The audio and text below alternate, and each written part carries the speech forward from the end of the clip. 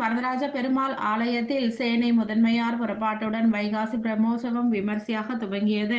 காஞ்சிபுரத்தில் உள்ள பிரசித்தி பெற்ற பழமை வாய்ந்த அத்தி வரதர ஆலயம் என அழைக்கப்படும் ஸ்ரீ வரதராஜ பெருமாள் ஆலயத்தில் வைகாசி பிரம்மோற்சவம் நாளை காலை 2 மணி அளவில் கொடியேற்றத்துடன் துவங்கப்பட்டுள்ளது.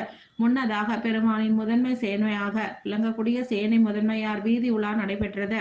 இவர் பெருமாள் வரும் வழியெல்லாம் சுத்தம் செய்து பெருமாளுக்கு சுத்தமான வழிகளை செய்து தருகிறார் என்பது ஐதீகம். இவருக்கு முள்பொறுக்கி ஆழ்வார் என மற்றொரு பெயரும் உண்டு.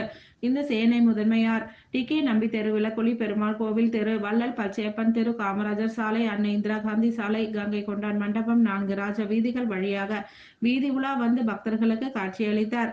இன்று முதல் வரம் தரும் வரதராஜனின் பிரம்மோற்சவம் துவங்கப்பட்டு 10 நாட்கள் நடைபெற உள்ளது. இதில் அனைத்து பக்தர்களும் கலந்து கொண்டு பெருமாளின் பேரருளை பெற்றுச் செல்லுமாறு ஆலய நிர்வாகம் சார்பில் கேட்டுக் கொள்ளப்பட்டது.